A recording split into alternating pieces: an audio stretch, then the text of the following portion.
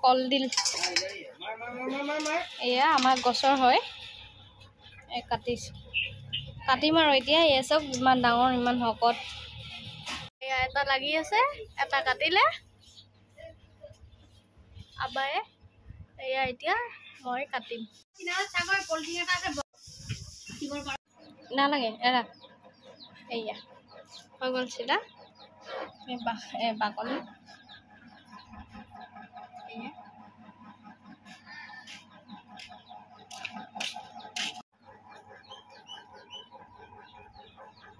এয়া এইখিনি চব কাটিলোঁ মিহিন মিহিনকৈ আধা কাটিছিলোঁ আম্মাই ক'লে নালাগে এনেকৈ গোটাকৈ থ'লেও হ'ব বইল কৰি দিম পটাত থেতালি দিম বুলি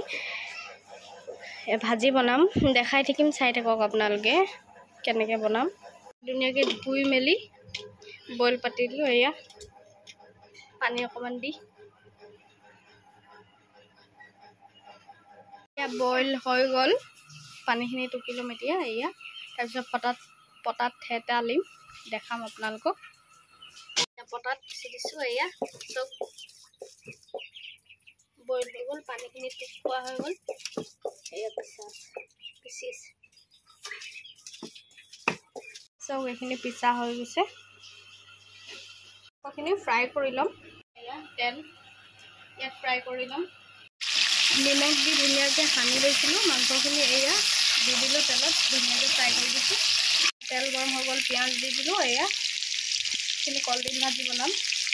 ৰঙচুৱা হ'ব হৈছে আৰু এই নহৰু দি দিলোঁ এয়া আদা গুড়ি দি দিলোঁ গুড়ি দিলোঁ হালধি ধনিয়া গুড়ি জলকীয়া গুড়ি অলপ দি দিছোঁ আৰু অলপ জ্বলা দি দিছোঁ আৰু আপোনালোকে কেনেকৈ বনায় কমেণ্টত জনাবচোন জোখৰ দি দিছোঁ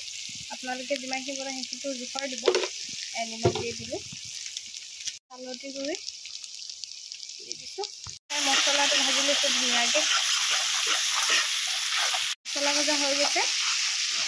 কলডিলখিনি দি দিছোঁ এয়া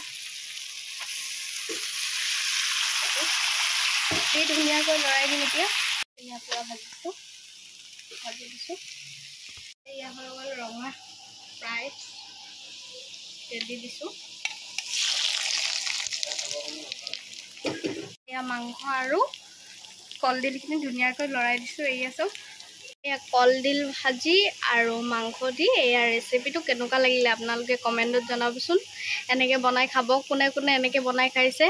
জনাবচোন কমেণ্টত লাইক কৰি এইটো বনোৱা ভাল লাগিলে লাইক কৰিব কমেণ্ট কৰিব শ্বেয়াৰ কৰিব ছাবস্ক্ৰাইব কৰি দিব